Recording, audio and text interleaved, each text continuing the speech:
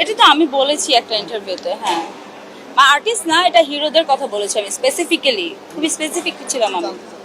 না, এটা নিয়ে আর কথা বলবো না, এটা অলরেডি আমি একটা ইন্টারভিউতে বলেছি। এখন আর নতুন করে বলার আছে এটা নিয়ে আর বলার কিছু নাই, যা বলা সেটা বলে দিয়েছি।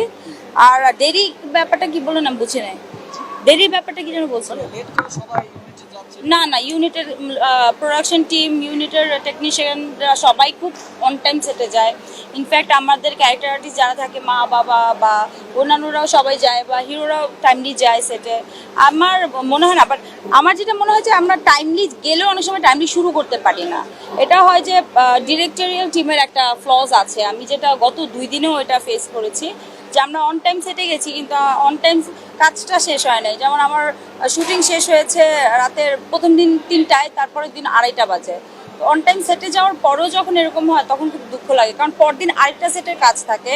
আলটিমেটলি কি হয়, আপনি যদি 3টায় বাসায় যান, মানে 3টায় প্যাক আপ হলে আপনার আমার বাসা যেহেতু উত্তরায় না, দূরে, তো বাসায় যেতে যেতে অনেক লেট হয়ে যায়। ওখানে বাসায় যাবো, মেকআপ তুলবো, খাবো, আবার কস্টিউম গুছাবো, ঘুমাবোটা কখন, আবার পরদিন অন টাইম যদি কল টাইম থাকে 9টায়, কীভাবে 9টায় আমি যাব? সো ঘুমটা তো হচ্ছে না, আমাকে ঘুমিয়ে যেতে হবে যে কোনোভাবে হোক। আমি যদি 9টা পর্যন্ত ঘুমাই, উঠে আমার রেডি হয়ে সেটে যেতে 12টা বেজে যায়। তো আমাকে এখানে আসলে কিভাবে আপনি ব্লেম দিবেন বলেন? আমার তো আসলে কিছু বলার নাই। আপনি 8 ঘন্টা কাজ করতে চায়, এখনকার আর্টিস্টরা আসলে 12 ঘন্টা কেউ চায় না। আপনি চান কিনা আজকে মহান পেয়ে দিবেন? দেখেন, আমরা 8 ঘন্টা শিফটিংয়ের, আমাদের যেহেতু আর্টিস্টদের কিন্তু কোনো ইয়ে নেই, আমাদের টেকনিক্যাল টিমের আছে শিফট হিসাব, কিন্তু আর্টিস্টদের কোনো শিফট হিসাব এখনো পর্যন্ত ইন্ডাস্ট্রিতে নাই। আমি চাই এই শিফট ওয়াইজ ইয়েটা হোক, তাহলে কি হবে যে আমরা ওইটা চিন্তা করে কাজ করবো যে আচ্ছা 1 শিফট 2 শিফট করলাম, ওইভাবে আমাদের পেমেন্টটা ওভাবে করে করা হবে। তো আমিও চাই যে 12 ঘন্টা কাজ করে অনেক কষ্ট হয় ভাইয়া।